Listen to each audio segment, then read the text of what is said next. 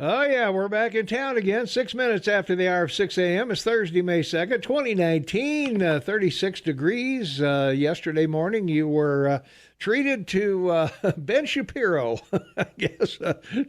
Yeah, you probably up for that, huh, Shane? Yeah. Well, in that case, Shane and I will talk real slow. And with very deep voices today. That's right. Ben's a handful. You get, he was on for 3 hours. You get 6 hours of talking with Ben. Yes. He is fast, but he's a smart guy. So, and he's the future. A lot of people want him to run when he gets old enough. Could you see him running against AOC? Oh, absolutely. Yeah, yeah. That would be a paradise run, wouldn't it? That's it. Yeah. I, I hope we're around for that, Shane. Yeah, exactly. I don't know. Let's take a quick look at our Gallen Valley weather. Today is the last day of dismal weather. It's going to be cloudy today, a high of 47, low overnight of 28. No real chance of precip, about a 20% chance maybe around the area. So you might get a little burst of rain here and there, but nothing serious. Then our temperatures start going back up, thankfully. We're going to be at 61 on Friday, mostly sunny, and 35. No chance of precip there. 63 on Saturday, and 37 the overnight low. AM clouds and afternoon sun, and again, no chance of precip there. 65 on Sunday, 37 will be the overnight low, and AM clouds and PM sun again. And then a slight chance of rain, maybe half, 50% chance of rain. On Monday, a high of 57 and a low of 33. And then it's the 50s the rest of the week until Saturday when it's 62 again. So it looks like spring is at least going to be here for a week, Shane. So if we can get by today. If it is, count the days. Right, yeah. Yeah, we got to count the days. So temperatures around the area right now: Livingston is 39, Manhattan is 34, Three Forks is 35, Gallatin Gateway is 36, Ennis is 35, Gardner is 33, Big Sky is 27, and at the airport in Belgrade right now it's 32 degrees and fair, and downtown at our lavishly appointed studios here it is 36 degrees at 8 minutes after the hour. So that's your Gallatin Valley weather for the moment, and it's looking good. It is. It's a great thing to have because people can get out and do their gardening, and they can go. Well, and ride this their Saturday, bike. yeah, this Saturday and Sunday looks really nice. So Yeah. get out and recreate, do something. You've been shut up all winter. Go out and move around a little bit, walk the dogs, and literally shut up. You've been shut up all winter. Literally. yeah. Go out and get some sun on that white skin. Yeah, that's right. I finally gotten a little color. I was going to say, you look a little pinkish, more pinkish than white. All winter you look like a cadaver, but yeah, a living cadaver, right? That's sitting it. Dead. Yeah, that's it. Well, hey, guess what? Let's see from our text line. I'd love to see Ben and OAC run. Ben would total her. She would have to be hauled off with a wrecker. With a wrecker, that's good. Yeah, I like that. that'd be a good one. So, yeah, you can always text the show at 478-8298, 478-8298, or give us a call at 522-TALK, 522-8255. Happy to entertain your thoughts on the air. And let's see, Shane, in this day in history, 1519, artist Leonardo da Vinci died. Calling him an artist is kind of belittling what he really was. I mean, the guy was a philosopher, he was a physicist, he was a inventor, he was everything, man. He really was. He was, I guess you'd have to say he was the first Renaissance man because of the time that he lived. Mm-hmm. Yeah, born April 15th. 1452, and of course died 2nd of May, 1590. Lived to be 67 years old. Yeah. And, the remarkable thing in that period of time was the wealthy or the people that basically ran everything would support someone like him to live in a city and do work. But he was a sculptor, he's a painter, he's a writer. His codex, his medical codex of the work he did on the human body is still used today. I mean, it's the go-to book for coroners and medical examiners. You know, it was it all. I mean, he was way ahead of his time. They said he could write with one hand and draw with the other at the same time. Amazing. Yeah. And one of the greatest modern things is the Da Vinci machine. You know, the medical machine that is automated, computer-run AI doctor. Yeah. That will do basic surgery, and he designed and put it together. Yeah. Whoa. Wow. Way ahead of his time. Way ahead. Yeah. I have no time. He'd be a great guest, wouldn't he? Well, if he'd understood Italian, I guess. Yeah. Well. Oh, you'd have to take Babel. Yeah. We'd have to take Babel. Yeah, we could interview him that way. Yeah. All right, 1670, the Hudson Bay Company was chartered by England's King Charles II, and Hudson Bay goes all the way back to contract law, where it wasn't the Supreme Court in Citizens United that decided people or corporations were people. This goes all the way back to the Hudson Bay Company. That's correct. I mean, yes, exactly, and. As you say, 1670, the English Royal Charter was issued, principally to the lands of Canada that it went, but it also went to India. This was a major corporation. I'd say it'd be sort of like the General Electrics, of the 16th century. General Electric's got 15,000 subsidiaries around the world. Their revenue is about $5.2 billion.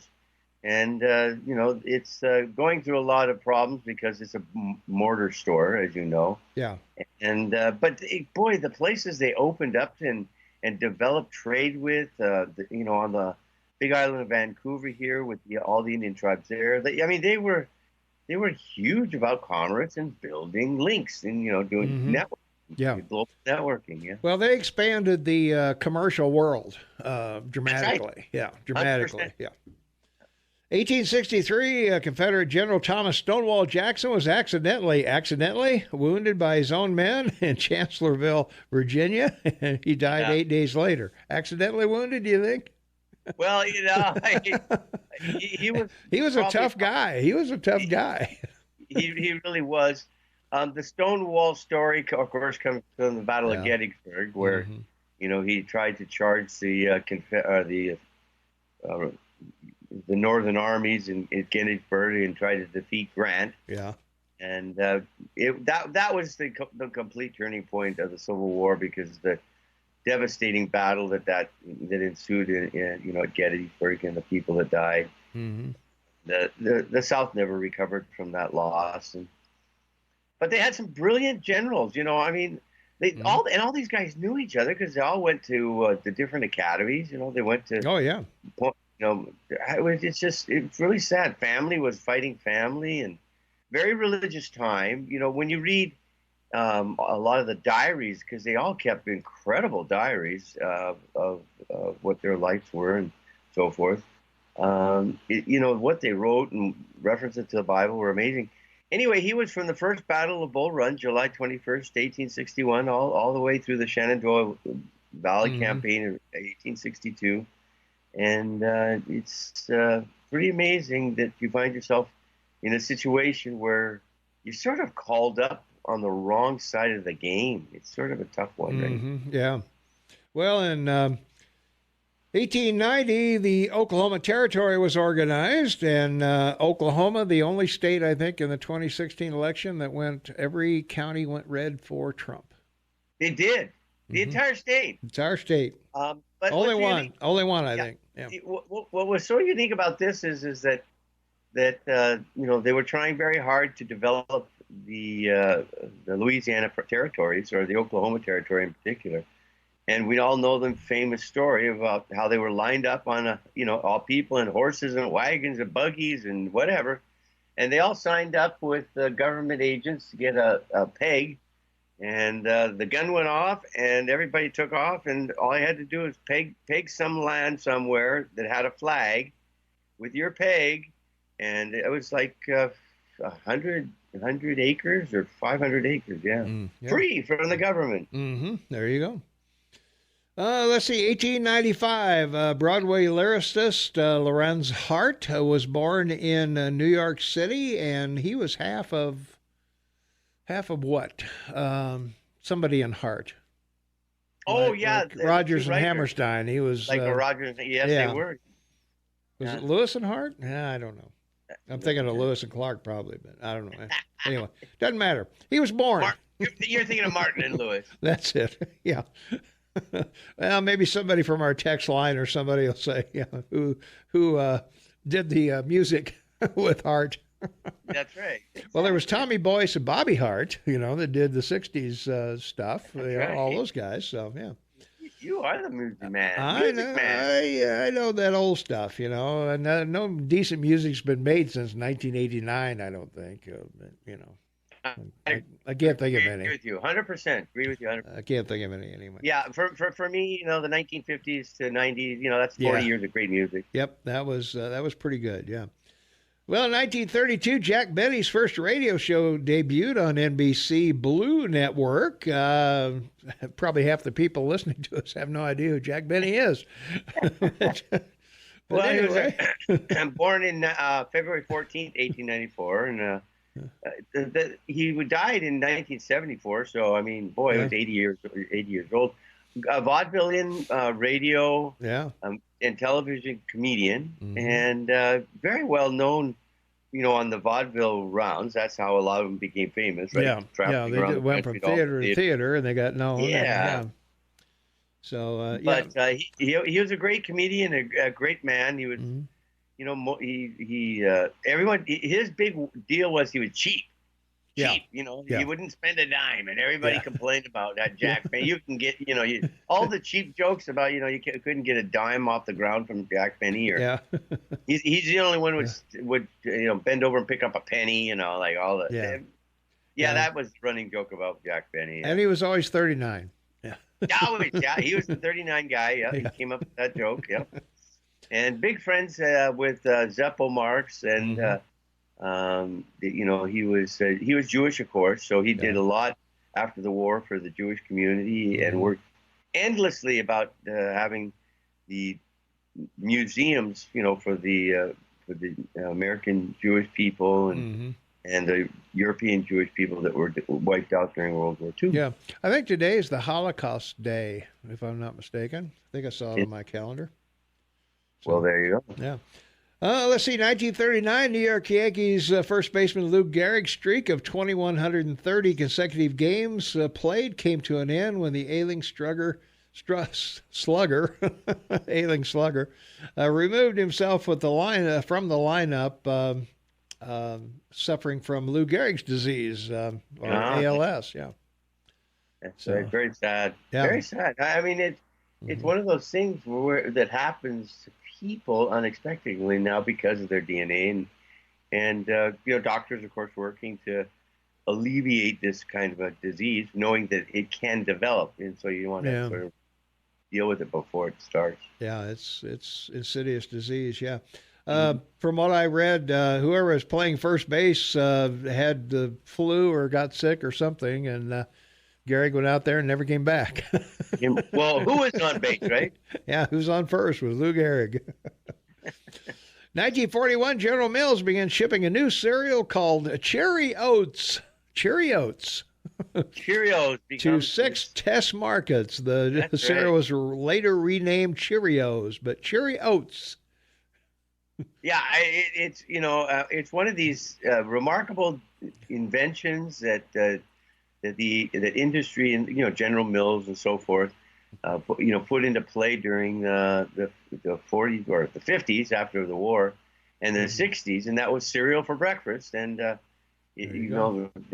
fortunes were made from it, and this was one of the biggest sellers of all time. And I grew up eating Cheerios, and when Honey Nut Cheerios came along, there you go. It was over for you. Yeah. Nothing, honey. All right, we got to talk a little bit about Montana news and agriculture and some other things. We'll be right back.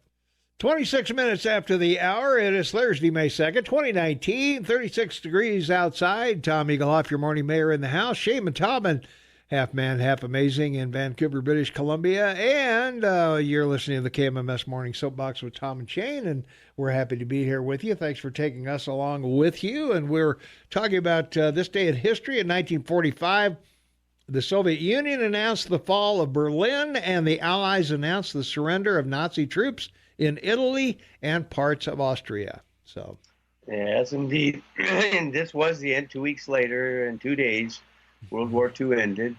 It just became a contentious situation because of the meetings that they'd had with Stalin, and they'd already cut up Europe, as we talked about. Mm-hmm. But there was a lot of joy and happiness because of this war and what it had meant to the major allies in Europe, and of course the Russians in particular, because they took a real beating from the Germans. But World War II comes to an end because of the fall of Berlin and the death of Hitler. Yep. 1972, J. Edgar Hoover, head of the FBI for 48 years, died at the age of 77. I think he started out with good intentions, but then went awry. I get to use this. I started out with good intentions, then went Comey on us. That's right. Yeah. Became a nut job. But I mean, he served under Calvin Coolidge, Herbert Hoover, Franklin Roosevelt, Truman, Eisenhower, Kennedy, Johnson, Nixon. Wow. Yeah. And apparently had a whole safe full of stuff on everybody in Washington. I was going to say, he knew pretty much where all the bodies were buried. That's for sure. And what the stories of Nixon reading about all his enemies from the FBI files. and he fought hard for the FBI to be independent and responsible for the U.S. And the legislation for the CIA to be foreign. Right? Yeah, they'd be foreign. He'd be local. Yeah.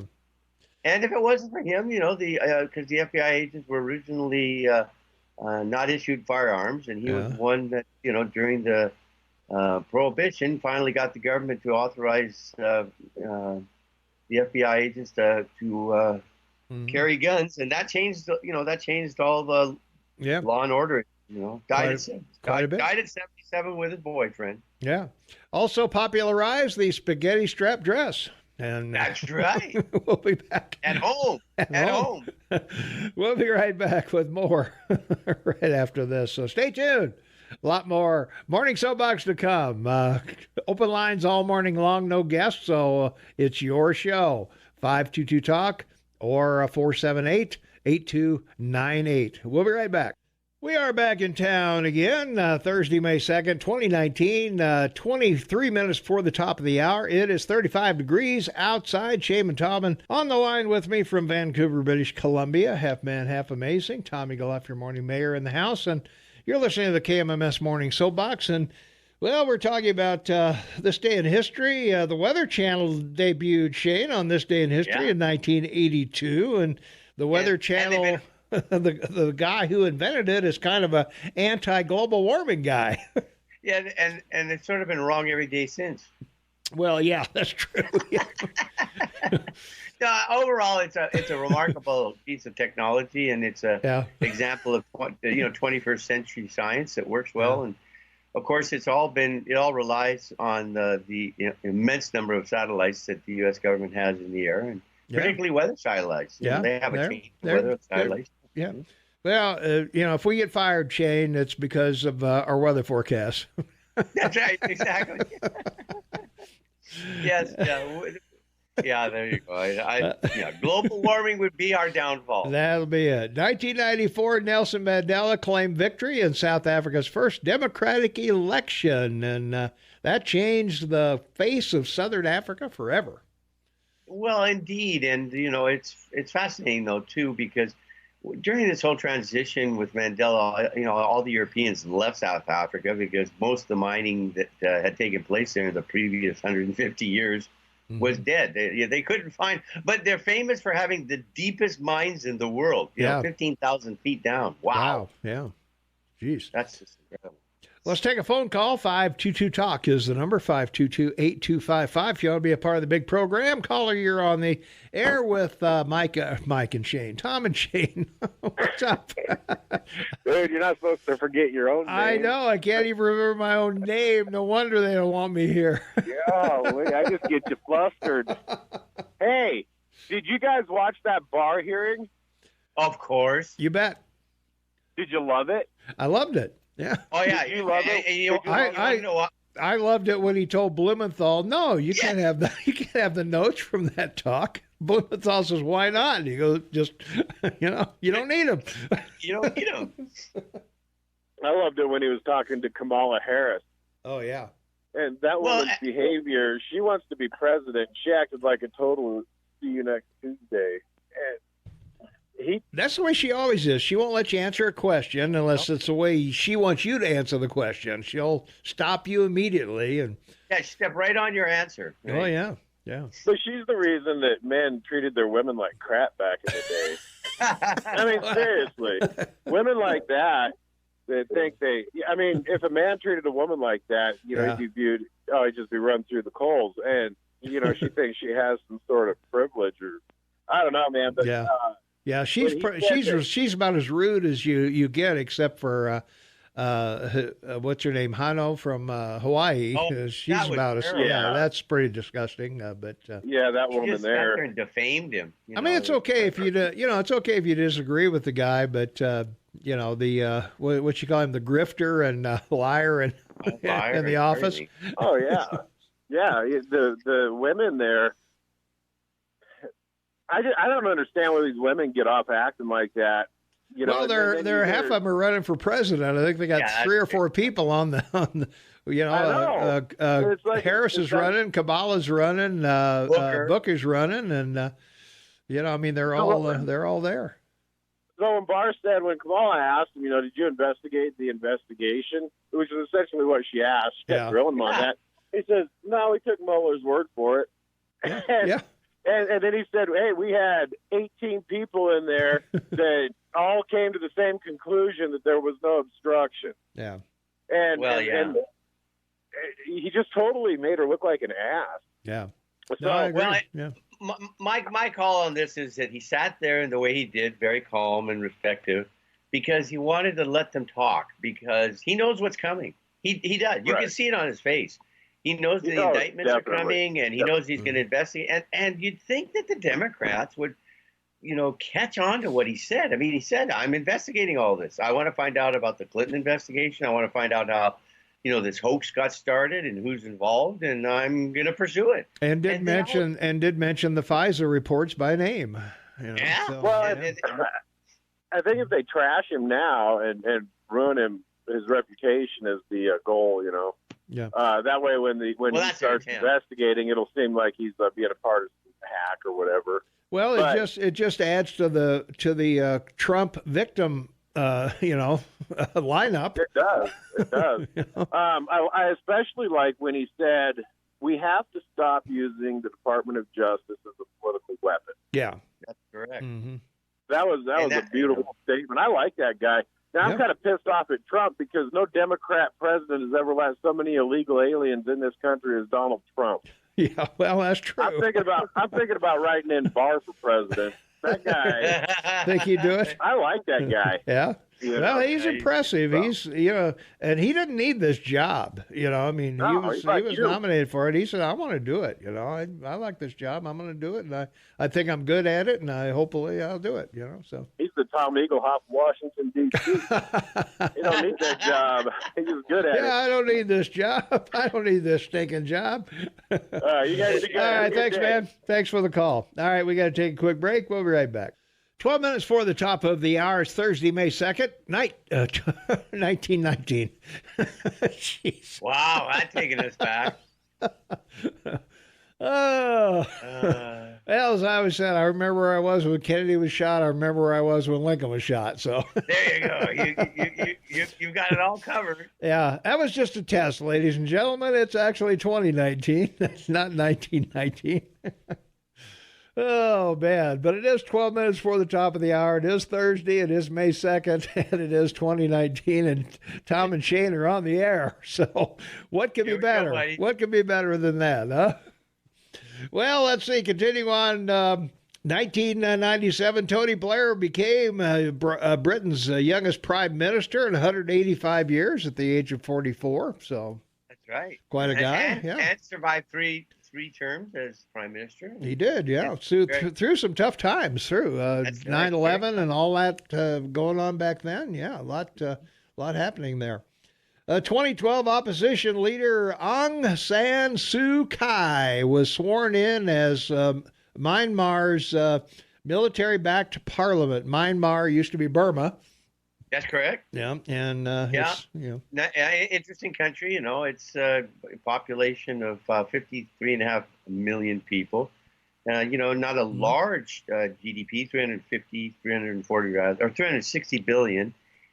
Per capita income $6,797.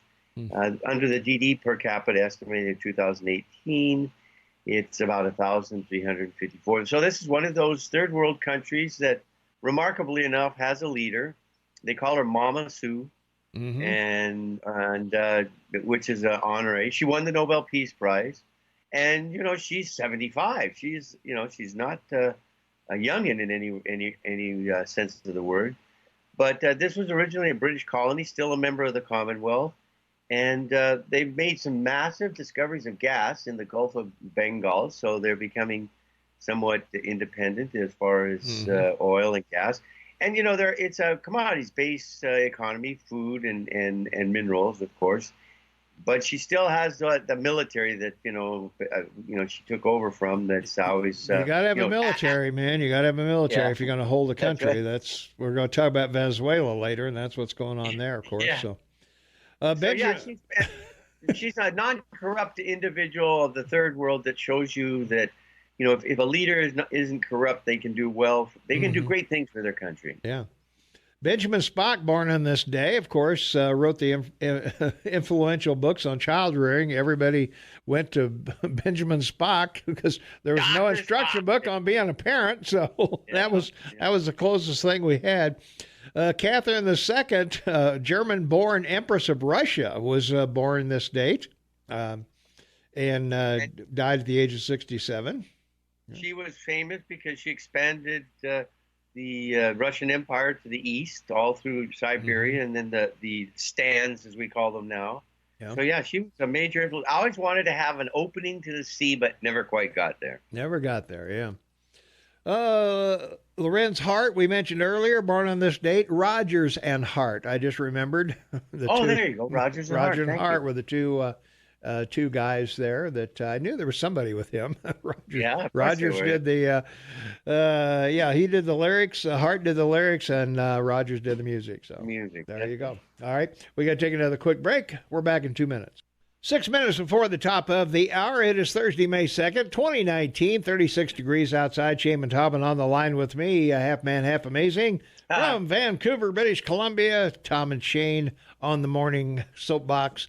And Tom Eagle up, your morning mayor in the house. And, we've got yet another hotel coming downtown, Shane, believe it or not. Really? Oh, yeah. A big one? A big one. It's going to be a 6-story downtown hotel called the AC Hotel by Marriott. The $30 million building is expected to open in spring of 2021. Andy Holleran, familiar name in the area, did the 5 building and the M and a bunch of other buildings here.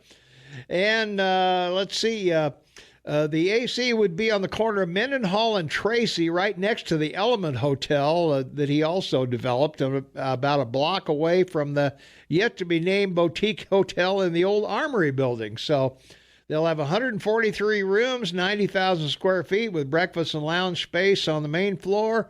And they'll have a 6th-floor terrace featuring a bar and restaurant, both open to the public, which will probably have some of the best views in the state. So they'll be looking out over the Bridgers probably, and Southern Mountains, whatever, if depending on the height of it. And I don't know if that's going to cause a problem for us or not, Shane, because we have a tower out there, and that tower is line of sight. And the Element Hotel gave us about a foot for our signal to pop from here to the tower, and if this new hotel gets in the way, well, we're gonna have to move some towers anyway. But besides that, Well, and you're going to have to rebuild all of them now under the Green Deal. Well, eventually, someday we're going to move out of this building we're in because they want to do something with this building. They're going to tear it down and do something here. So we're always looking for a new home, I guess. So at some point, yeah. Yeah, we might get a place where the phone system actually works. Who knows? You could get a window. Wow, that'd be kind of cool, wouldn't it? Yeah. Well, the other thing that's happening, let's see. Let's go to the text line, 478-8298. Do you know why both lanes of the freeway were idling from Bozeman clear to Belgrade last night? I do. If you go to our KMMS website, there's a story about that it was closed for, let me pull up the story here and I can tell you. Let's see. I-90 westbound closed near Belgrade due to serious injury crash. So that was the issue, and the story is on our website at kmmsam.com. Just click on that, and the I-90 westbound between Airport exit and Belgrade exit was closed while Gallatin County Sheriff's and Montana Highway Patrol investigate a serious injury crash. Investigators estimate that I-90 westbound will be closed for 3 hours. Please use alternate routes. And according to the MHP website, the incident was fatal. So that's a sad situation there. But incident still under investigation. Story will be updated as more information becomes available. So that's from our KMMS website, where we keep up on accidents and things like that pretty well over there. Alan is right on top of all that stuff. Our IT guy, and he does a great job of keeping us up to date on closures in various wrecks and accidents and things like that. So that's that would be your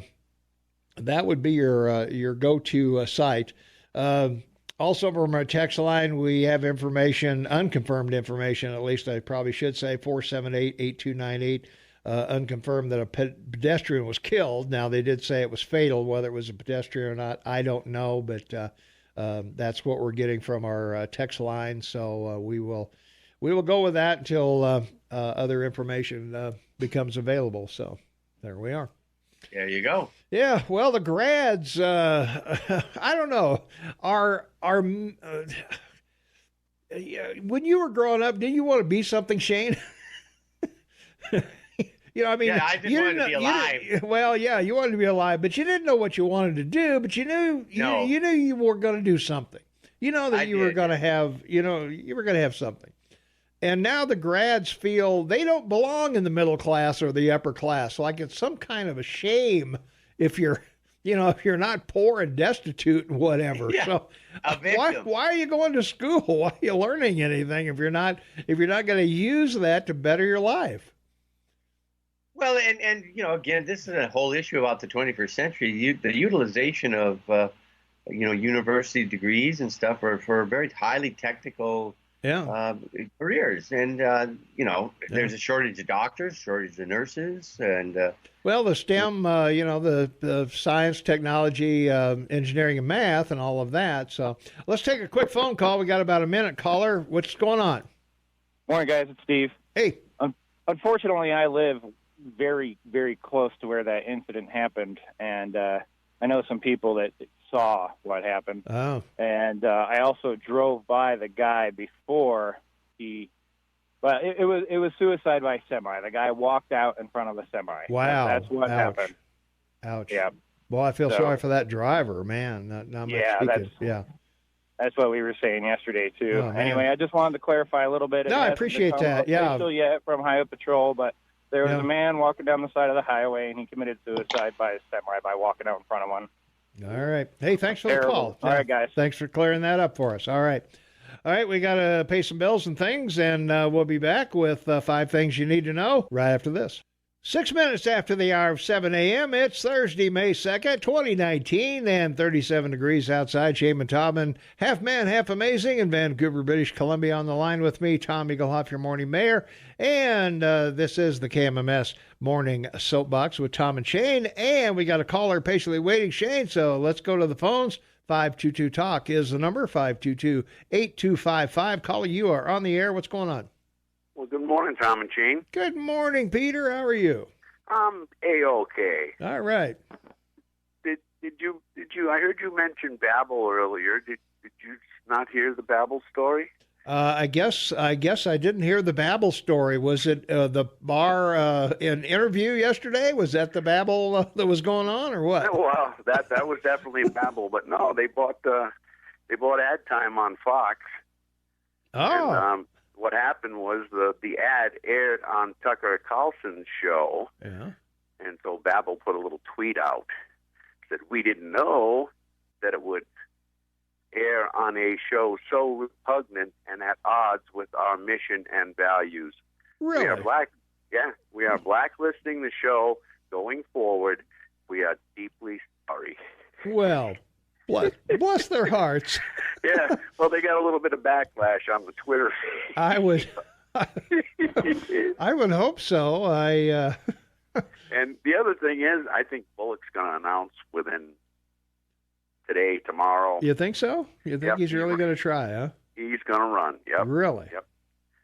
And your college story there, the kids don't know what they want to do. They're going to be offering classes in victimhood, I think, pretty quick. Well, probably, yeah. I think so. But, I did watch some of the, till it made me sick, some of the Barr thing. And what was interesting is, on the one hand, they're blaming Trump for trying to get McCann to fix the story, the lie in the New York Times. Yeah. And then Mueller writes the letter to Barr, and there's Mueller doing the same exact thing, trying to get the press, get 19 pages out because the press is not doing a good job reporting it. They're making them look bad, just find nothing. And they're blaming Trump for that, and Mueller turns around and does the same exact thing. Yeah. I mean, come on. It's all they know, Pete. It's all they know. They don't know how to do it any other way. That's right. Lie, cheat, steal, or a soap opera. But the worst thing I took away from the Barr hearing was that the committee, the Dems on that committee continued to regurgitate the lies, proven lies, to the American people. And as far as I'm concerned, that's worse than lying to the FBI, only you don't get punished for it. But at least the FBI has the recourse to be able to continue to investigate and either prove that it's a lie or it isn't, which has already been done in this case. But we, the people, don't. We don't have a way. Whoop, hang on. What? Sorry. The biggest outrage I found yesterday is that 3 of those senators, said he should resign or worse, be impeached. Yeah. I mean, it's just like, where do you people go with this? Why? I mean, the report's out. Like, it's over. Like he said, it's over. You can go read it all day long if you want. And, if I'm sure the pro-Trumpers are going to feel exonerated. The anti-Trumpers are going to feel, hey, there's all the evidence you need. How come you're not doing impeachment today? Yeah. Well, yeah, exactly. It was a dog and pony show, but he did say that there's investigations ongoing into the other side of this mess. Yeah. And I'll tell you, it's going to be interesting to see, because if you go back and you remember a short time ago when this, kind of in the beginning of this, the British didn't want some stuff released. So it's going to be interesting to see what gets released in this round, because, it wasn't just this Simpson guy, as far as the Brits' involvement goes. It wasn't just him. There's a lot more to that than meets the eye. Or they wouldn't have been saying, no, don't release, trying to push them not to release the information because it's going to make the Brits look bad. Yeah. Well, it was so rich to see the Republican senators supporting Mueller and, getting confirmation after confirmation, from Barr that, he's a great investigator. They did everything. They didn't get interfered with. I mean, on and on and on. So it was quite fascinating, because the Dems, of course, they're after Mueller because he didn't produce what they wanted. Yeah. Well, exactly. And then, with the 25, 30 or whatever $1 million, cost you want to put on that. I've heard all kinds of numbers. Yeah. After that and all the manpower and everything else, I think the way that thing was written was Bob Mueller covering his rear end. Because he, by leaving doubt in there as far as obstruction. I think that one sentence there where it didn't exonerate him either. That's not their job to exonerate the president. Their job is to, if they find something that was done illegally, then bring prosecution or recommend prosecution. Otherwise, why bother? Right. And how do you exonerate somebody for an underlying crime that didn't exist? Never happened. Anyway, watching some of them guys, Leahy and Blumenthal and that White House guy. Oh yeah. Mm-hmm. God, I'm telling you, hon, if I was that stupid, I wouldn't speak in public anywhere. I wouldn't even have a conversation on the corner. Hirono, she's another one. Oh yeah. Yeah. They have got some beauties. I can't imagine. I'd be ashamed to call myself a Democrat. Well, today. as the mayor says, just hand them a microphone, let them talk. Yeah, they did more damage to themselves yesterday, I think, than if people are looking ahead to the 2020 election. Unfortunately, I think this will be old news long before that the debates or anything else happens. But I'm hoping that some of the people will remember how, particularly the 3 or 4 that are running for president, acted in this hearing. Well, it ain't just this one, Tom. It's the Kavanaugh deal. That too, yeah. All of this crap. And Michael Flynn and these other people that were just ruined, and Flynn is probably the most egregious case of them all. And that guy just wanted it to be over with so he could get back to making money because he was broke. And and there was a lot of stuff in there that never came out. The fact that the investigation of him started under Obama, for one thing. There was no mention, only in the beginning about the Iran thing with him. And that was Erdogan in Iran wanting Gulen shipped back because he was blaming Gulen for the little uprising against him that he squashed. Mm-hmm. You don't hear nothing about that anymore. And of course, the whole Russian thing was a joke. Yeah. But I don't know.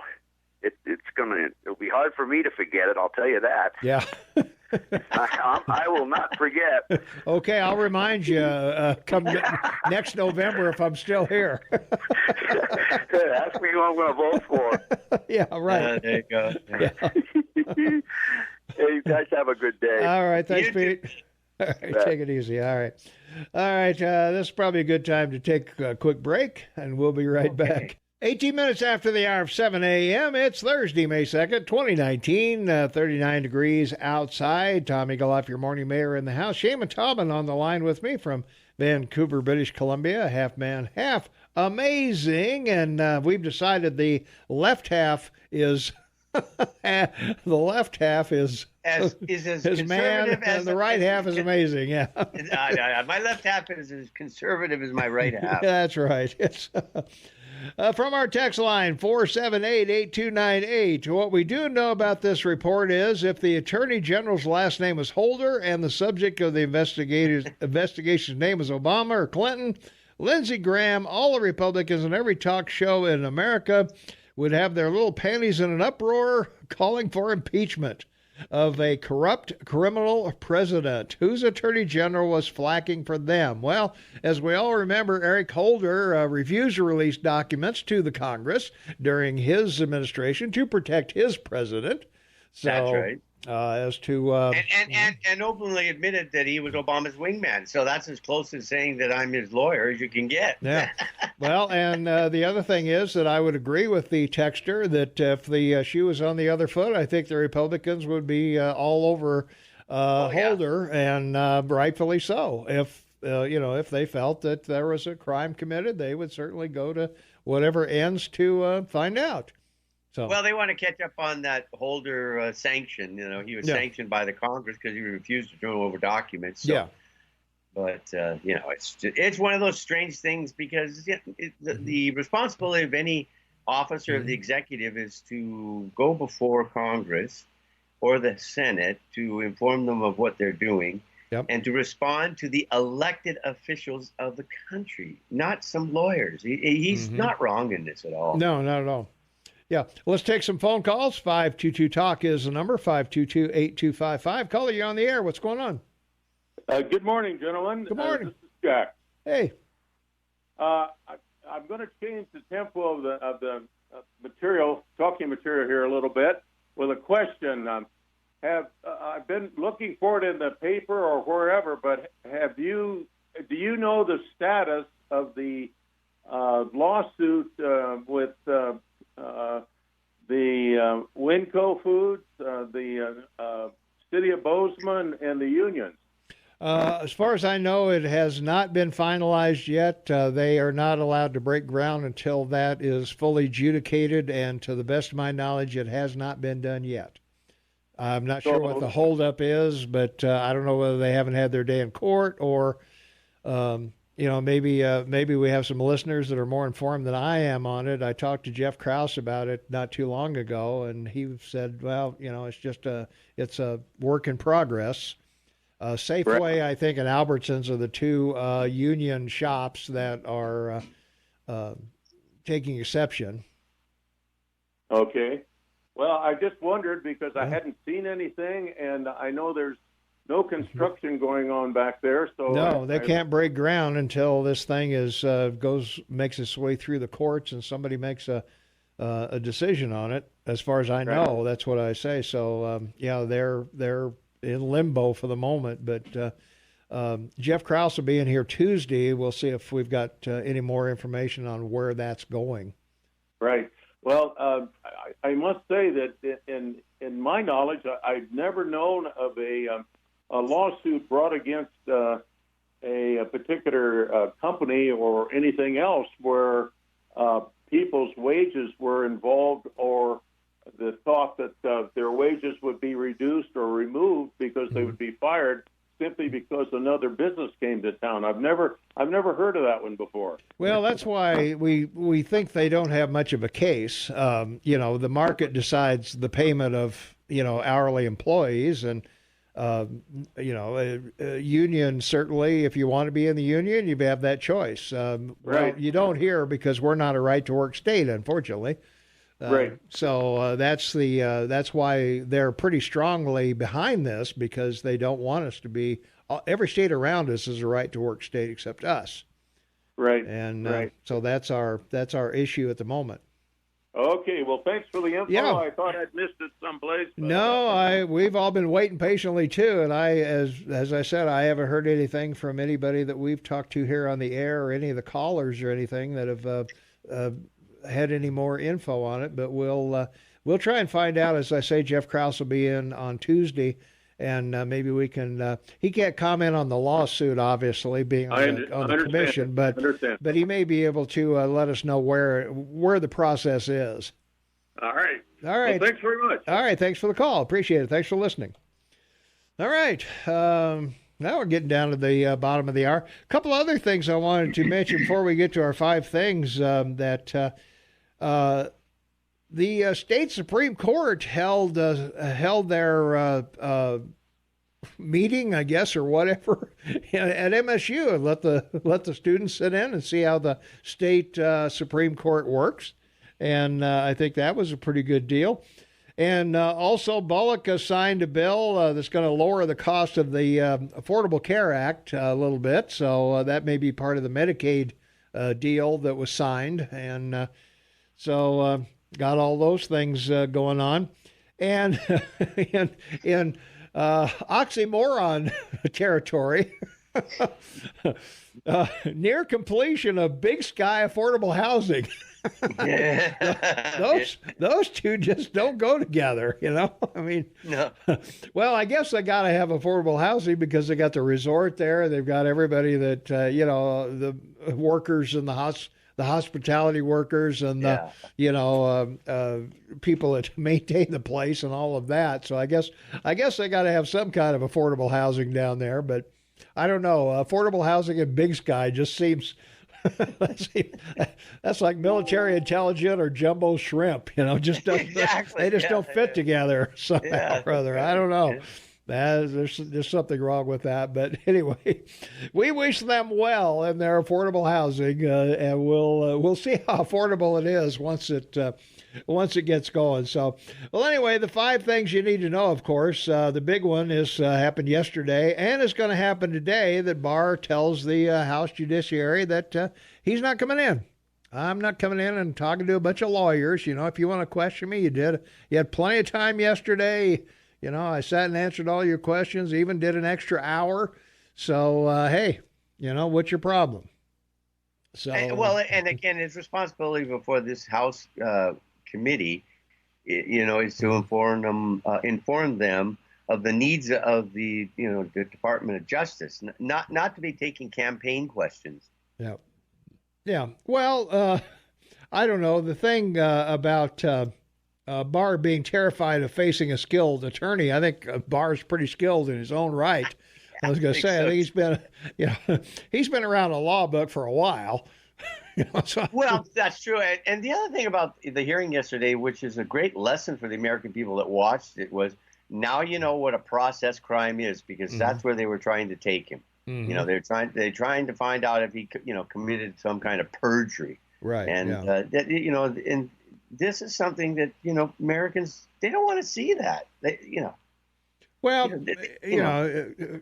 I can't imagine. I mean, the questioning of Barr alone by the committee was boring enough.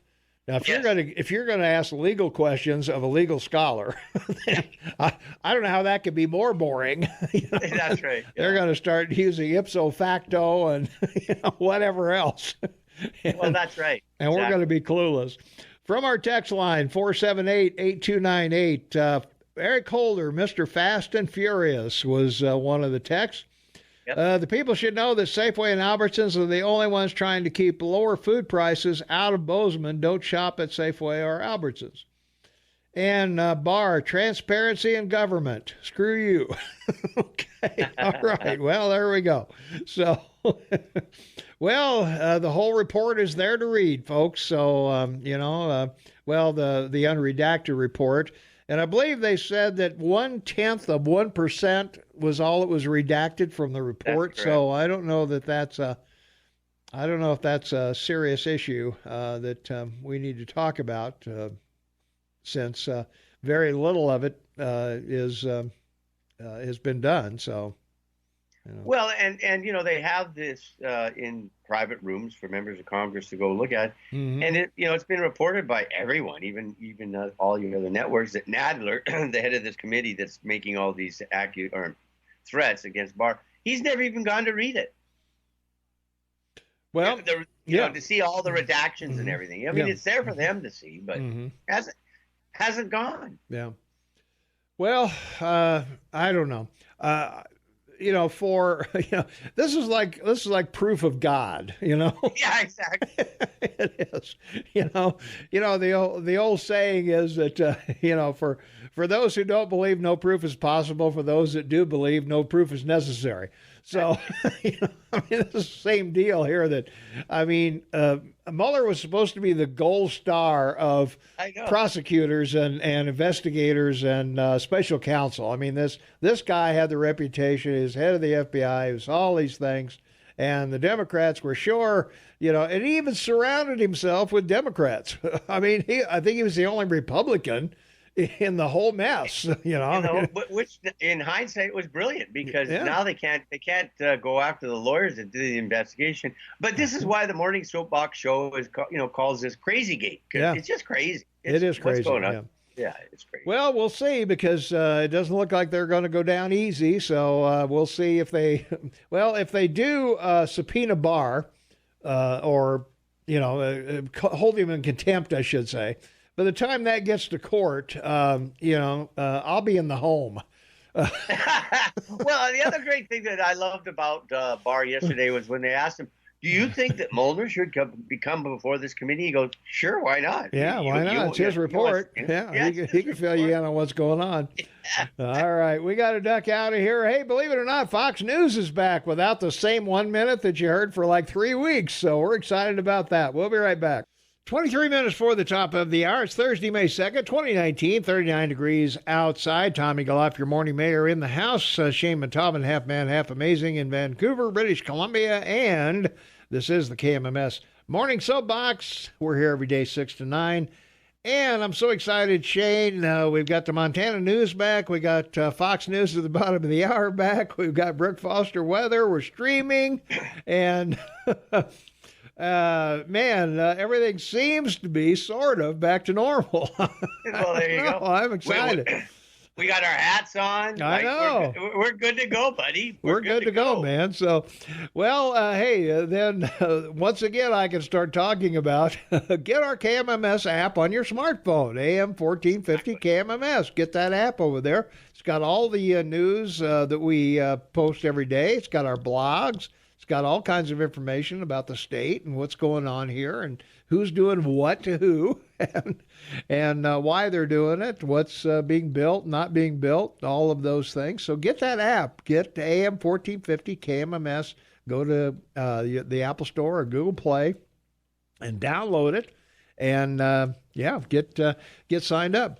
And if you've got the app, then you can go to our new message notification that is right next to the listen button, and you can click on that and send us an instant message anytime. And we're happy to have that. That may eventually, probably won't replace our text now because not everybody has, a smartphone. But we'll see how that plays out.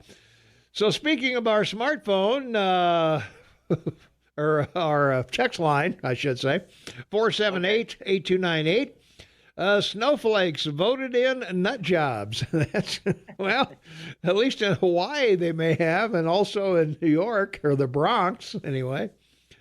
Let's see. People need to read the Mueller report, not the Barr pamphlet. They won't. It's sad. Well, yeah, they should go over and read it. It's online everywhere. We put it up on our website as well. The unredacted report is available for members of Congress only. To date, only 2 have shown up. They were both Republicans. So yet more lies coming out of Nadler. And innocent government officials do not hide from the light. Transparency. All right, there you go. Yeah. So I'm assuming that means Nadler should, or not Nadler, but Barr should testify in front of everybody. Yeah, no matter what. Yeah. So, yeah, that's right. Well, I don't know. So how long is this going to go on? I think Barr should go to these hearings and ask for questions from the audience. Mm-hmm. Well, that would be good, yeah. Well, of course, the Democrats want him to resign. They feel he was wrongfully defending President Trump in the face of evidence of wrongdoing. Barr defended his handling of the Mueller report and maintained that he did not misrepresent the findings. And Barr is scheduled to testify again before the House Judiciary Committee on Thursday, but it remains unclear if he will appear. Well, we know he's not going to appear. He's not going to be there. So I think the bottom line of this whole thing, you got to get Mueller in there, and Mueller's coming in on the 15th, I believe, Shane. So that should be the end of this.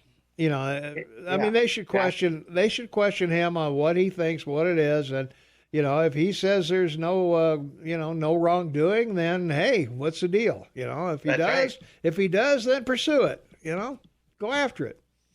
And, well, it's like Comey. The Democrats didn't like him investigating Hillary, but then when he came out and he said he wasn't going to prosecute her, they all liked him, and then he came out a week later and said, "Oh, we have to continue the investigation." Right? Yeah. 2 days before the election, he came out, or the Friday before the election. No, didn't find anything on Wiener's, computer, and so then they liked him again. It's just they're back and forth. Back and forth. Well, we'll see, because I think Mueller's going to put this thing to bed one way or another. I mean, there are other investigations going on, I think, from the Mueller report that we don't know about yet or haven't heard a lot about yet, but you know, according to Barr, there's more of them going on. And the one thing that I found astounding about all these senators, they didn't listen to what Barr said. Do you remember at that one point they were asking about him drafting that letter on Sunday, the 24th of March, and he said, but we'd all been talking to Mulder and his people for weeks, the last 2-3 weeks. We knew it was coming. We just wanted to properly prepare for it. But nobody listened to him say that. Yeah. They just ignored that. Yeah, they're not going to listen to anything that doesn't gel with their agenda. I mean, come on. That being the point. Yeah, exactly. Let's go. Let's go to the phones. 522-TALK is the number. Caller, what's going on? I think it would be funny if they did have Mueller come back, and then he contradicts his own report, and then they get him for lying. There you go. Yeah, let's get him for lying to Congress. Come on. That'd be pretty funny. I watched a little bit of the Bob Barr thing, or whatever his name is. Yeah, William Barr. With that lady from Hawaii. Oh, yeah. Man, they love to waste time over there. Oh, my word. They just need to, let this go. I mean, this is like the Kennedy assassination. We're never gonna know what really happened. That's right. But, it's just gonna go forever and ever and ever. Yeah. And Mueller's camped out on the grassy knoll. Yeah. So anyway, politics.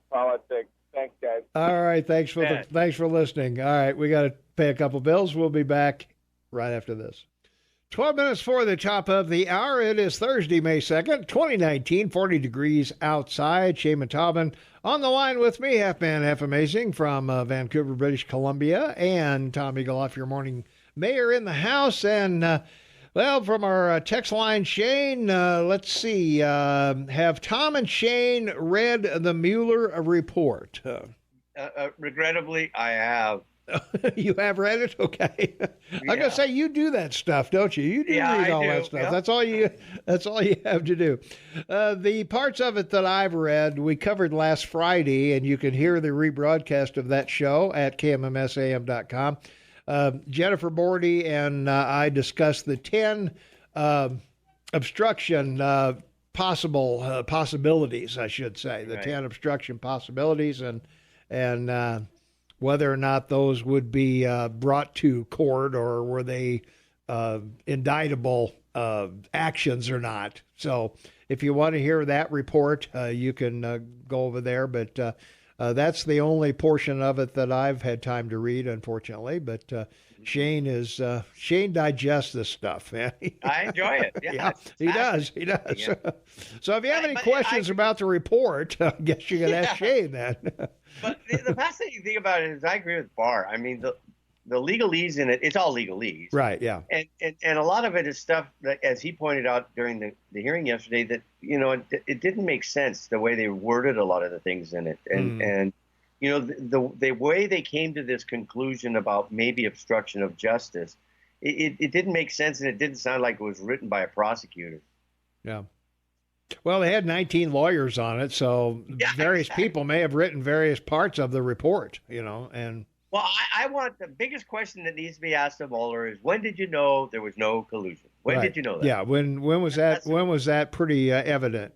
Because that's the whole point of the special report, was there collusion between the Trump campaign and the Russians to throw the election, or to affect the election. Yeah. Barr sort of insinuated, when you read this 428-page document, it probably took them months to put it together. I was going to say, yeah. I was going to say they probably didn't throw it together overnight like a thesis paper, huh? Yeah. Let's take a phone call. 522-TALK is the number, 522-8255. Caller, you are on the Morning Soapbox with Tom and Shane. What's up? Oh, he hung up. Okay. Well, we'll just that's okay, because we'll take another quick break, and we'll be right back. 6 minutes before the top of the hour. It's Thursday, May 2nd, 2019, 42 degrees outside. Shaman Taubman on the line with me from Vancouver, British Columbia. Half man, half amazing. Tom Eagleoff, your morning mayor, in the house. And, from our text line, the reason Dems want Barr to be questioned by attorneys is they don't want to show how stupid they truly are. I agree. They have proven they are not even close to being on the same playing field as Barr is. So, all right. And they're all attorneys too. Yeah, I was going to say, or at least most of them are. Most of them are. Yeah. Well, isn't Booker a Rhodes Scholar, supposedly? Yeah, I think so. Yeah. If Mueller goes before Congress and says the Trump campaign did corrupt things and Barr ignored it, would Trump supporters accept it? Simon says no. Well, I don't know. That comment is as wishful thinking as, all these Democrats still claiming there's collusion. You know what I mean? It's just there's nothing there. It's over. It's done. Yeah. Yep. It's pretty well. Yeah. After 2 years, if you don't want to believe what's in front of you, and you can go read it, go for it. Speaking of back to normal, I have to ask, is the Rush update gone indefinitely? Well, I was just looking for that, and we don't have the Rush update back yet, but I assume it will be coming back at some time. But when that will be, I don't know. But at any rate, that's the only thing we have missing right now is the Rush update in the third hour, right before the last break of the third hour. So. I don't know. Maybe I'll try and do a Rush impersonation or something, and maybe do that. I don't know. So, we're almost back to normal, but at least we're streaming, and at least we're on the smartphones and all of that. So we're happy about that. Everything's transparent here, buddy. That's right, man. That's where we are. So.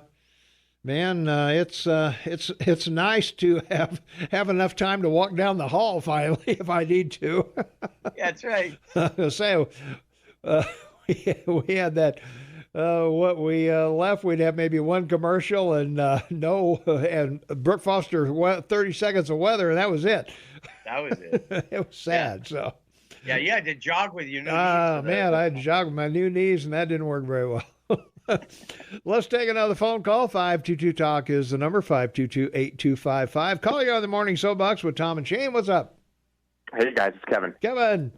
Hey, so this whole fiasco here yesterday, if I were Barr, I'd be a little bit scared that my brakes might go out. Yeah. You don't know with the Clintons and Obama. And there's a lot of heads that were rolling when he started talking about, spying and going after, all these people who are high up in the FBI and NSA and the State Department under Obama. I don't know. I think they're going to. They're either trying to slander this guy so much that anything that does come out, they'll be able to be like, oh, this is a partisan, hunt, and he's a lackey for Trump, or worse, they're going to try to keep him from going after them. And who knows what's going on behind the scenes? Don't you? They're not just going to sit by and sit back and let him destroy them. You think? Well, I don't know. If anything happened to him, that would be very suspicious. Well, yeah. But I think the problem is that the Democrats have is that they shot themselves in both feet. They have no feet to stand on. Number one. Number two, they've been trying to protect Hillary in this dossier for 2 years. And now it's Loretta Lynch and Obama they're trying to protect, which means Biden, because now it's going to end up in the next several weeks that this all went to the White. Nobody is going to surveil, spy on, whatever you want to call it, an American citizen by the FBI without somebody from the head of the department, like this, the Attorney General, or even the White House approving it. Nobody's going to take that risk on their own. And by the way, they shouldn't, because they shouldn't be doing it. Yeah, but this is never going to touch Obama. Never. Oh, yeah, it is. No way. It already has. No, it already has. No, it won't. It won't. You're right. You're right, Kevin. He's protected. There will be race riots. No way. He's guilty of sin, and all of them are. If this was happening in the Trump administration, do you think the media would be like, no, Donald Trump had nothing to do with this? Yeah, right. This is the lackeys underneath him. So, okay, they might not kill Barr, but they are definitely going to put pressure on him behind the scenes that we don't know about. And that's the one thing that I feel he might back off because. Well, Kevin, the guy you got to watch is Rosenstein, because he's got no security because he's now leaving the Department of Justice. Mm-hmm. And he's turned. I'm telling you, this guy's turned. He's turned. He's made a deal with Barr. and he's not going to be indicted. He won't be charged, but because of the FISA stuff and he's nailed on the FISA. When this investigative general report comes out from Hurwitz on the because he signed all 4 of them, I believe. If I'm right. Buddy. So Well, he's talking about everyone right to the White House. Yeah. This is better than watching Netflix. So, I know. All right, you guys. All right. Hey, thanks, Kevin. Well, it's a dream for us. We got plenty to talk about every day, and all sides of the issue are out there. So, hey, let's see from our text line. Trump and Democrats are giddy about more liberal infrastructure spending. $2 trillion more debt for our kids. Woohoo. All right. Well, my parents saddled me with the interstate highway system and the space program. So, and Social Security. And Social Security. Screw them. So, yeah. There you go. All right. We'll be back with more right after the top of the hour. All right, welcome back, everyone. 6 minutes after the hour of 8 a.m. It's Thursday, May 2nd, 2019, 43 degrees outside. We're looking for a high of about 48 today, and going to be in the 50s and 60s all next week, so we're excited about that. Very little chance of any rain or precip, so maybe spring is here, Shane. I don't know. Well, I wouldn't go planning anything yet. Yeah, well, yeah. No, we can still get frost or 6 inches of snow any day now. So, we're going to take it. We're going to take it easy here. Let's see from our text line 478-8298. Let's impeach the whole government. We the people can live without representatives that think islands are going to tip over if there are too many people, and representatives that think cars and airplanes should be done away with. Somehow we have managed to go down the crapper faster than we can lower our standards. So there you are. So, yeah, it was, who was the guy? Johnson from Georgia, I think, was the guy who thought Guam was going to tip over if we sent too many people there. Or too many soldiers. That was it. Too many soldiers there. That's right. That'd be our issue. All right. Let's take a phone call. 522-TALK is the number, 522-8255. Caller, you're on the air with Tom and Shane. What's up? This is the old guy. Hey, how you doing, Clint? Pretty good. How are you, Shane? I'm good, sir. I watched some of that Barr examination yesterday at them senators what they were doing to him. And I thought to myself, well, I wonder, is our republic safe? Like Ben Franklin said, we've given you a republic if you can keep it. And I got to thinking about that. And what I was thinking was this. We have armed guards. Now, if we want to go see our legislators or senators, we have armed guards that search us before we can see them. We go to the Social Security Administration. There's armed guards there. We go into the forest. We have policemen, Forest Service policemen now. We have BLM policemen for the Bureau of Land Management. Okay, and we have state policemen also. And you go in the federal building, there's a guy there to frisk you. That's right. That's what I'm saying. So what I'm saying is this, sir, I'm really worried about keeping this country of ours and this republic. And when you have senators acting the way they do, and they're not acting actually in the public's behalf, they're acting on the next election, especially Booker. And he is, like you said, he's a graduate from England. Yeah, he's a Rhodes Scholar. Yeah, he's a Rhodes Scholar, okay, and the girl from Hawaii. Some of the things that they ask is unbelievable. And then I'm thinking about all this here, and I'm thinking about the drug task force here in the state of Montana and all over the nation. Now, when I was a young man, we never had to worry about much, We didn't have this. We never had this drug problem. No, we didn't.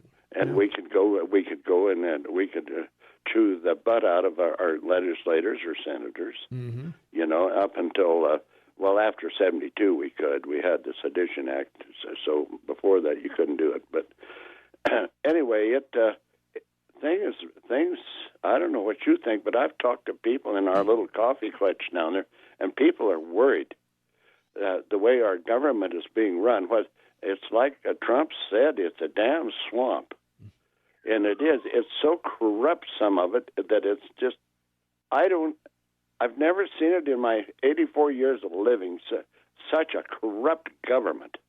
And it's like the lawyer said, it was on the show, Billy Cunningham. Mm-hmm. He was talking about us, the United States, being involved in other elections and stuff around the world. Yeah. He said it was 83 countries we were involved in their elections. Oh, yeah. I don't doubt that a bit. That's what he said. Yeah. And how successful has that worked out for us, Clint? It hasn't. It hasn't at all, I don't think. Well, the thing that bothered me so much is the way that we can't walk up to our politicians now in their offices and really address them without being searched. Oh, yeah. And we have free speech zones, so they keep you away from him. So now, and that's strictly unconstitutional. And I'm really worried about this here. Fish and game. There's another armed bunch of guys. See, sure. So how the whole damn country is armed, and why? Why is it armed? Yeah, it's because rules, regulations, and laws, and what has happened to us, like 9/11 and such. But yeah, have we evolved really? Well, I don't know that we've evolved. There's several problems to what you're talking about, and one is, and I think Shane will agree with me that both parties need to be in the public eye. That's right. And we need to see how they treat their fellow man. They're not treating them very good. Well, that's what I'm saying. That's why we need to see that before we step into a ballot box. Yeah. Well, they won't even sit down in Washington, D.C. and go have coffee or breakfast or dinner with each other. They don't go to dances with each other, They're not trying to help the nation. They're all about the goddamn party, excuse my French. Yeah, no, you're exactly right. There's no question about that. This is an election year. Yep. Everybody is posturing. The Democrats feel that, their party, if they can bring impeachment against Trump, that they think everybody feels about Trump the way they do. And Trump, on his side, looks more like a victim than anything else, to me anyway. And Barr is just contributing to that when they go after him, and probably when they go after Mueller as well. That's just going to solidify Trump as more of a victim of a corrupt government that just will not accept him as president of the United States. Well, I'm going to say one more thing and get off the air. Sure. And the thing that I want to say is this here. I've said it 100 times. When the Supreme Court of this United States said that money was free speech, that in itself is destroying us. And the reason I'm saying that, you watch, this election is going to have more money poured into it in the Republican side and the Democratic side. Unbelievable. Because of the Supreme Court of this United States. Yep. PACs are just gonna roll in it. Man. You betcha. And so what is that doing for you and I and Shane and the rest of us? Even Shane in Canada. Yeah. What happens here bothers Canadians, right, Shane? Yeah, you guys sneeze and we get a cold. Yeah, that's right. That's right. That's right. So what? I just wanted to say that, but beware. It's about parties, and it isn't about you, Tom, or you, Shane, or anybody else in this valley. It's about the parties. To hell with the people, and that's the way I got it. Yeah. Well, that's why you got to take part in your local elections, because that's where the immediate things happen to you. That's right. Is local. Yep, I understand that. Washington has kind of always been in a disarray and may, but they don't do a whole lot that affects us, but they do things that do affect us, taxes and things like that, obviously. Yep. But I just think it's more important than ever before, Clint, for every voter that steps in that ballot box, they've got to be an informed voter. Well, you've got to be informed, and most of them aren't. That's what I mean. Yeah, they're voting a yard sign, or they're voting a soundbite they heard, or something like that. They're voting on emotions. Yeah, or something I saw on social media. Yeah, that's right. That's absolutely right. And Shane's right. It's emotion. We vote on emotion. That's right. If we're feeling pain, we will vote for the person that we think will relieve our pain. That's right, regardless of what his past it doesn't is. matter who he is or what he's done or what, So, yeah. Well, I wanted to say that, so anyway. I appreciate it. Thanks, Shane. Thanks, Clint. Thank you. All right. Bye. All right. Yeah, I think the big problem. Oh, we got to go? No, not yet. I was just going to say, I think the big problem, because we're faced with this all the time in Canada, because there's no outrage here for the stuff that goes on. Yeah. And the big problem is because of our former government, we're well aware of what's going on. Sure. But there's no outrage, no demonstrating. But in the United States, it just seems that your politicians, and I think to some degree Trump, although he's gotten people more involved than ever in politics, but the Democrats in particular, they have this ability to want to misdirect everybody about the things that should be talked about. They say, we should have a conversation about reparations, and we should have a conversation about this, but they don't want to talk about the drug problem. 72,000 people died in your country last year from drug overdose. Yeah, they don't want to talk about that. They don't want to talk about it, and infrastructure. But they don't want to talk about the specific needs and legislation they should look at. And that's what I think is very sad. It's sad. Well, that's what I'm saying. Beat Trump in 2020. Get your ducks in a row, get your issues out there, find the best politician you can find or the best candidate you can find, and make your case, to the American people. Exactly. But, anybody thinks there's not a crisis of the border is an idiot. Yeah, that's right. And on top of that, they got a measles outbreak down there as well. So now what are we doing? We've got 700 cases of measles here in the United States. So what's, and Trump in our 5 things we want to talk about, he wants another $4.5 billion for a wall, and what can it hurt? What can a wall hurt? It's there, I don't know. Maybe they can crawl over it. Maybe they can tunnel under it. But at least it'll slow down some of them. But what we know is the Army Corps of Engineers are down there, and as they say, let us try. Well, they're definitely getting the job done. Over 400 miles of wall have been rebuilt, redone, or constructed. So let's see how it continues. Yeah. But we got another caravan of people coming. 6,000. And even Mexico is upset now because they're bringing measles and they're bringing everything across the border and I don't know what the vaccination policies in Mexico are, but they're or Honduras or Honduras. Well, I don't think they have anything there, but maybe they do. I don't know. I'm sure they have hospitals and stuff like that, but a measles outbreak in a caravan of 1,000 people, and some of them get into the United States. I mean, come on. You one of these days you got to wake up. It's drugs, it's people, it's whether they're coming in through ports of entry or whether they're coming, walking across the desert or whether they're scaling a wall somewhere or what. When you capture 100,000 in a month, I mean, come on, that's too much. Well, and when he declared a national emergency, you and I called for the FEMA to go down there with all the they got tens of thousands of trailers sitting in storage to use. Yeah. So move them down there, put them in them, and then they have their court case, and tell people if you come, you're going to sit 6 months to 2 years in a trailer. Yeah. Before you get your case heard, and we're not sending you on anywhere into the U.S. I mean, there are solutions to dissuade people to come. There really are. Well, but you got to feed them 3 squares a day, and that's pretty price tag for American people. So they're used to eating vegetables and rice. Okay, all right. Well, fish heads and. Yes. No, I didn't say that. Fish heads and cactus, huh? Okay. All right, we got to take a quick break. We'll be right back with more right after this.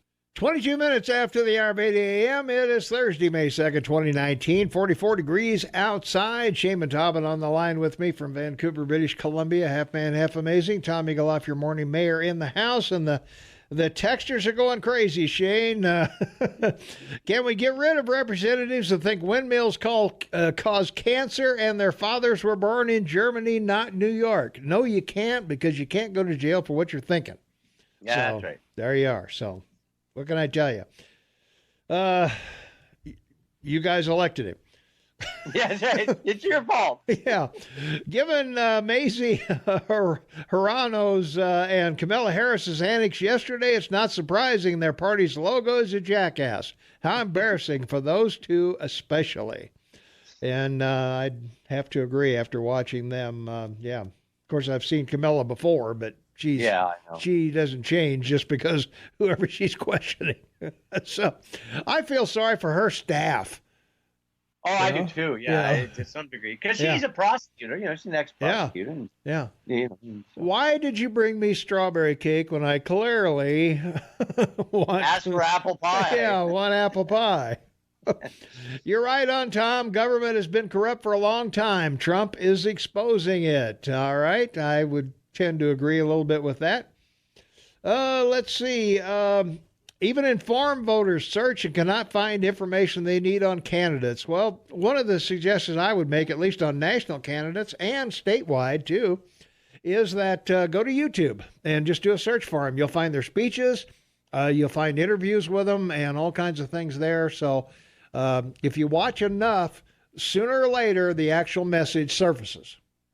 Well, and, the big thing about Ryan, taking off in the last election and quitting, as it was, or retiring. He took 42 Republicans with him. So Trump's gutted the Republican Party. He gets good people nominated for Congress this year, and they come back. That'd be great. Yeah. And then all he has to deal with is the Democrats and their swamp part. Yeah. Well, it'll be interesting to see if the Republicans can hold the Senate. Because that's the important part because of the Supreme Court. They've got to hang on to the Senate, or otherwise, the Supreme Court will be nothing but, give me everything free. I've been planning for that, as we will, and because we'll be covering it a lot. But I think they'll be okay and hold the Senate. I really do. All right, we'll see. Let's go to the phones. 522 Talk is the number. 522-8255. Calling you on the air. What's going on? Hey guys, it's Mayor. Hi, Mayor. Hey, hello, Mary. Hey, I was wondering, back when Trump was having the fight with the Democrats on the wall, didn't they say it was too expensive? But yet we can spend $2 trillion on infrastructure, but we can't spend $5 billion on a wall. Yeah. So I was thinking maybe, Trump's all on board with this $2 trillion. I thought we had spent $1 trillion with Obama, but apparently not. Maybe he should include the wall in the infrastructure, and that'd be a way to trip them up. Yeah. Well, I think he tried to do that with his budget, and they rejected that, of course. And it's kind of up to them. The president submits a budget, and then they Congress appropriation committees decide what's going to be paid and what's not. So yeah. Well, we knew they'd never approve his budget. No, anyway. not at all.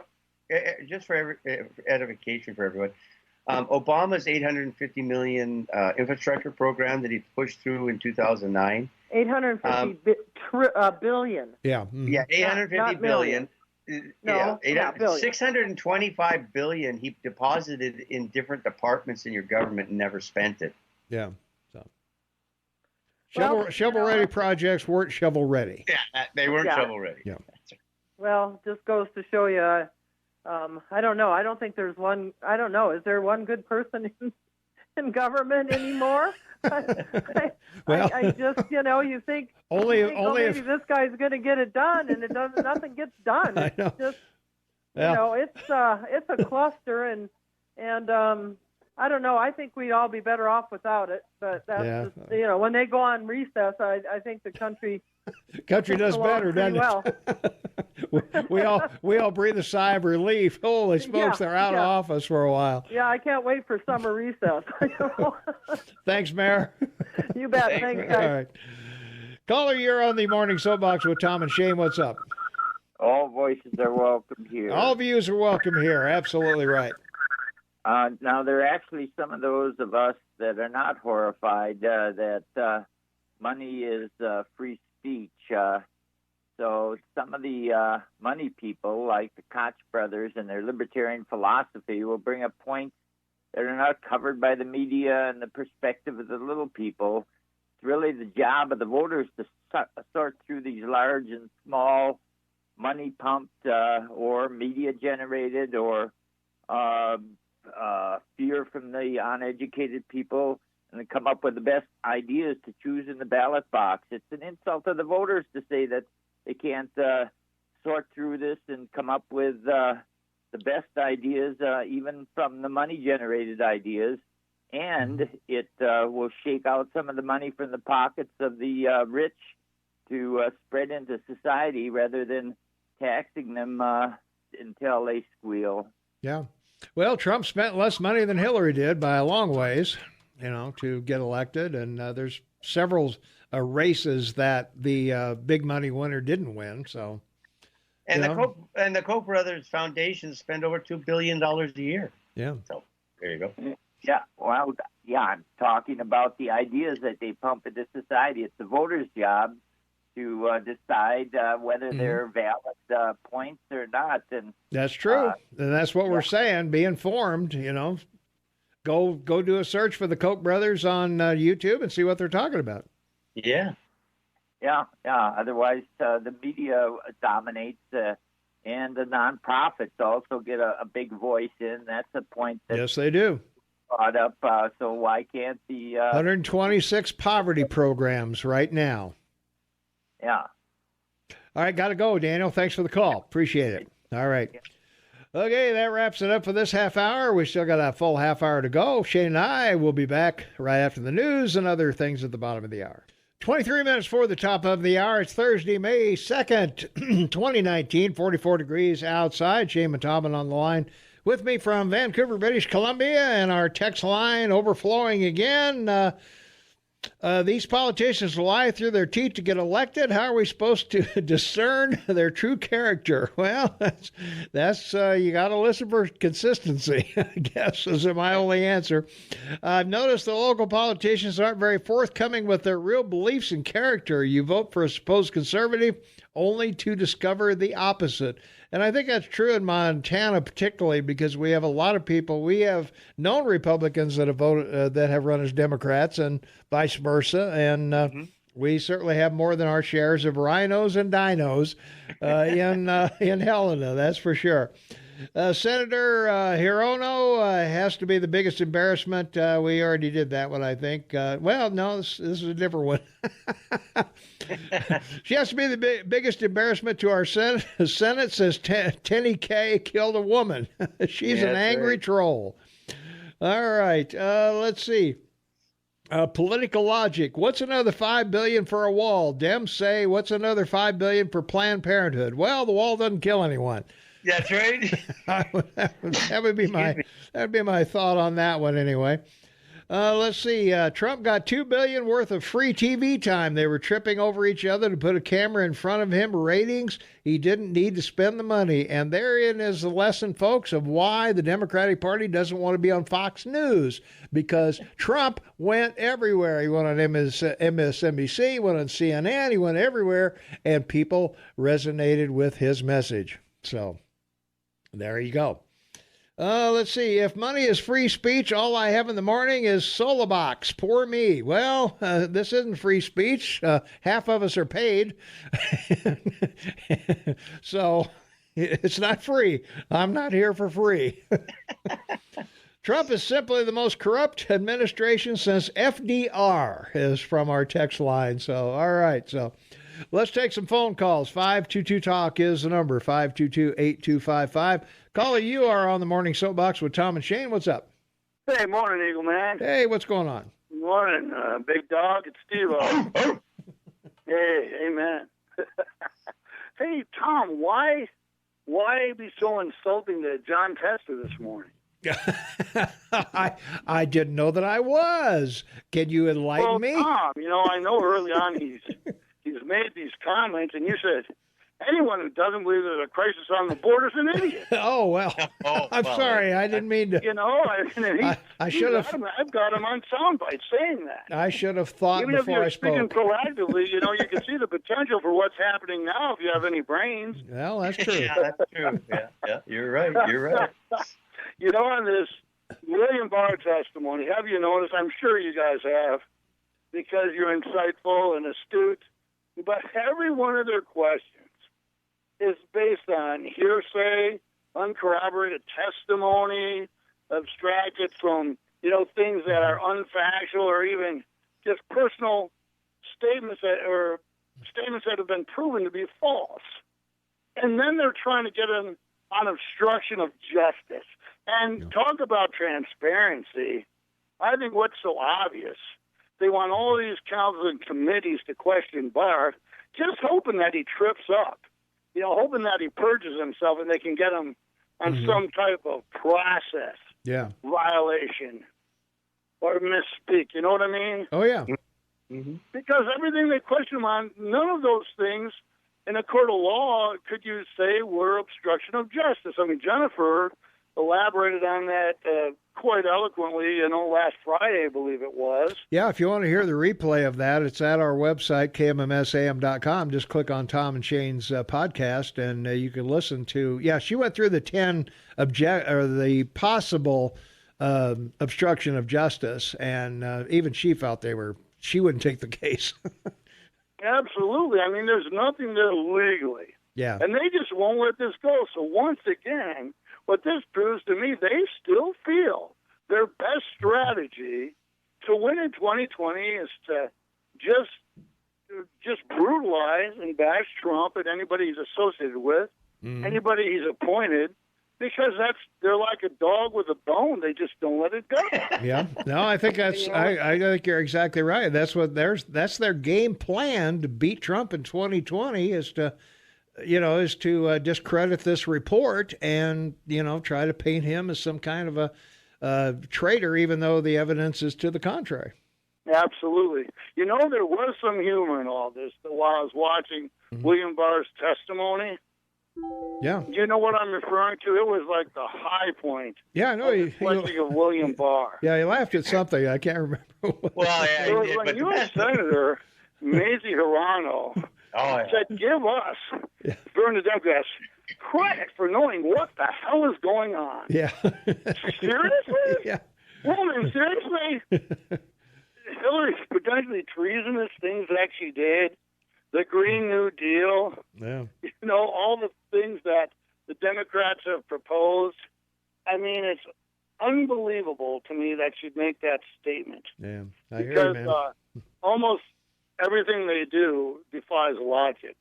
Well, the fascinating thing is how it ended. And that it ended with him blowing off Senator Blumenthal from Connecticut. I mean, that was great. Yeah. Can I see those? Can I see those memos? No, you can't. Steele dossier was fabricated, and the way they obtained the FISA warrants, is just totally suspect because it's based on all types of false, inerrant documentation that was uncorroborated. So to say something like, know what the hell is going on? Yeah. Either I have to assume either these people are diabolical or they're not that bright. Yeah. I don't know what other conclusion you can draw. Or both, yeah. Hey, thanks for the call. I got another call waiting, so have a good morning. All right. Caller, thanks for waiting. You're on the Morning Soapbox with Tom and Shane. What's up? Hey, no problem. Hey, just something to think about. Maybe we should say this for Jennifer Bordy Day, but, it seems like a lot of people were throwing the word treason around for about a year, which treason, you are supposed to arrest a person, try them, and execute them for. Now, we found out there was no treason.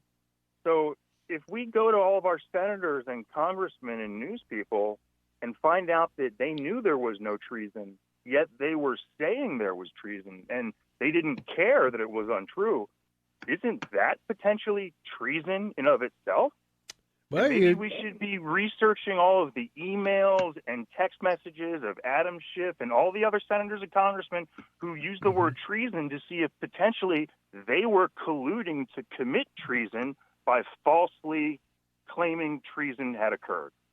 Yeah, that's something to think about. That's for sure. I think so. I mean, I'm no lawyer, but I mean, if someone's accusing you of murder as a method of, hurting you, and it can be proven they were doing that, then they are on the hook for criminal act. I would think so. That'd be an interesting question for Jennifer. I'll try and remember. I'll try and remember. We should all be thinking. We need to see these guys. What they do is they obfuscate everything so much, and they move on so quickly to the next outrage that you never have time to evaluate anything anybody says. Right, and our media, and they never apologize, or they never go back and correct the record. Right. And our media, I mean, let's face it, they're still trying to make up from the money they lost from the Trump election. Well, that's where the real soreness lies. Every single news organization in the country wasn't able to have their annual bonuses and raises because they didn't get the $500 million from the Trump campaign that they had planned on in their annual budget. There you are. And I don't care how much of a news reporter you are. You're a human being, and when Trump prevents you from putting braces on your kids' buck teeth, that's going to affect how you write your story. There you are. So, hey, thanks a lot. Good call. All right, we'll be right back. 11 minutes for the top of the hour. It's Thursday, May 2nd, 2019, 45 degrees outside. Shane Mataman on the line with me from Vancouver, British Columbia, half man, half amazing. And Tom Eaglehoff, your morning mayor in the house. And let's see, from our text line, Shane, ever wonder why there was no real crisis at the border until recently? I wonder what caused it. Well, it's pretty easy to tell what caused it. Lack of amount of judges, catch and release. Seems like it's an open door to get into the United States. So, yeah, that's pretty much what caused it, unless they've got someplace to house these folks, and they don't. They're just going to release them into the population with a court date that they'll probably never show up for, unless they actually have an amnesty case. Can you imagine 400,000 Canadians flowing into Montana in a day? Oh yeah. Or in a month or a quarter, whatever it was. It's just crazy. Yeah. From our text line, 478-8298, I loved it when Barr corrected Frankenfeinstein. That was good. Yeah, that was good. That was a good one, too. All right. Let's see. I think that's there's only one way to avoid perjury. Tell the truth. Apparently, some are incapable of telling the truth. So it's not the first lie you tell. It's the second one to cover it up. It's the second one to cover it up. Yeah, and then you got to remember them. That's the problem with lying. You got to remember the lies. So. And, I think that covers everything we've got from our text line. So if you want to text us, 478-8298 is the number, or give us a call at 522-TALK. In the time remaining, Shane, we got to talk about Venezuela, because a lot is happening down there, obviously, with Maduro and Guido and the Sopranos and everybody else. So take it away. I just, the only thing that fascinates me about this whole thing is this Juan Gerardo Guaido that everyone's supporting. He's an avowed socialist. I mean, his party is called Popular Will. Yeah. They're going to go from the frying pan to the fire. I was going to say, is he Hugo Chavez reincarnated or what? He's got more programs than the Democratic Party to give away. Yeah, well, more programs than the 3 television networks, huh? That's right. Very good. Yeah, that's right. There we go. Yeah. All right, let's take a phone call. 522-TALK is the number, 522-8255. Caller, you're on the Morning Soapbox with Tom and Shane. What's up? Hello. Okay. Well, all right. Okay. Well, yeah, I don't know how this is going to play out. Maduro still has the military behind him. Yeah, it would seem so, yeah. And that's what you need to maintain power, as long as you got the military on your side. Guaido is trying to entice some to leave, but so many of these guys have a pretty sweet life of oil money that, right. They don't want to give that up very readily. So will the U.S. get in militarily? I don't know. Well, with Russia and Cuba in there, I don't know, man.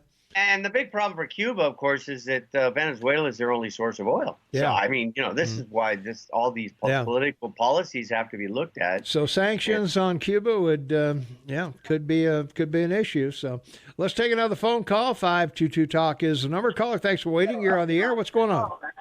I don't know, man. And the big problem what? for Cuba, of course, is Hi, turn your radio down. We're on a delay. Oh. Oh, I didn't know you'd pick up. Oh yeah. Why wouldn't I pick up? Come on. I don't know. I just called to say hi and see if you'd pick up. Okay. Well, hi. How you doing? Hi. It's great. I'm good. How are you? I'm living my dream. I'm living my dream here. That's great. Yeah. Nice to talk to you, though. How's your morning going? Really good so far. My friend bought me Starbucks. Ooh, there you go. Oh, that's a good thing. Yeah. Yeah. Okay. Anything else so we need to know? No. Okay. Oh. Yeah, never mind. Okay. Well, hey, thanks for the call. And thanks for listening. Yeah. Have a good day. All right, you too. Be happy, be safe. All right. Hey, I love it when people just call. That's great. Call in. Hey, all views are welcome here. We're happy to talk to you. We're friendly guys, We're not out to get you or do anything mean to you. We're not gonna call you names or anything. Yeah, we're happy to have you listening, and thanks for calling. One of my favorite calls today was a comment from a listener that called in about infrastructure and how the Democrats can agree with Trump to spend $2 trillion, but they won't give him any money for the wall. That's a good line. There you are. All right, we got to take a quick break. We'll be right back. Oh, yeah. Oh, hey, Tom's got his headphones on. You're about to go live. I am about to go live. Shane's talking with our guest on the phone. Yeah. Or caller on the phone anyway. So let's go to the phones. 522-TALK is the number. Caller, you are on the air. Did Shane brainwash you already or what? Oh, it's too late for that. Good morning, gentlemen. It's Steve. Hey, Steve. How you doing? Oh, pretty great. Hell, I was reading the Drudge Report yesterday, and I came across this article. I want to say it was Wall Street Journal. I can't remember who he linked to, but the rate of unmasking has skyrocketed under the Trump administration. So I remember when Susan Rice was unmasking, or not Susan Rice, the UN ambassador lady, she was unmasking all these people, and we're like, why is this happening? It's a shame, et cetera, and it was used to spy on the Trump campaign. My logical deduction would be that since Trump came in office, he would have pressed the intelligence agencies to stop unmasking. Well, that opposite has happened. The rates have increased some 180% in 2 years of unmasking of American citizens. So I don't know if you guys read about that. I would love if you discussed it, and if you could find more information to tell me about why this is happening, God, I would appreciate it. Okay. Well, we don't have time to do it in the minute we have left. But yeah, I know. Maybe tomorrow. Yeah, maybe we can chat about it. Well, Thursday's our day with no guests, so maybe Thursday we can get to it. Well, thanks a lot, gentlemen. All right. I hope you have a great day. Yeah, thanks for the call. Well, I think the lady's name, if I remember right, was Winner, who was the gal who was unmasking everything. Right. I just thought it was a great name for her. From our text line, how high was that person who called earlier? The one had nothing to say. So, oh my God, really, Biden? Is that who we're gonna get? Well, we'll certainly find out. I don't know if I don't know. Biden could probably pull it off. He might be the lone man standing at the end of this, but more than likely though there'll be a woman standing next to him because it is the year of the woman, 2020, as Shane points out every time we talk. So So, all right, Shane, kiss everybody goodbye. Bye, Mayor. Thank you, everyone, for calling. Great show. Be happy, be safe. We'll talk tomorrow. All right. Thanks. Thanks again. Thanks for your support. Thanks for all the calls. Thanks for all the texts. Thanks for all the info. And hey, we really appreciate you guys listening to us out there because, well, we're guessing at what you want to hear, and we hope we're doing a good job. So that will do it for me. And, well, it's Thursday. Tomorrow's Friday. Oh, man. Holy smoke. I'm ready for Friday. Hope you are too. We'll see you tomorrow, Friday, 6 a.m.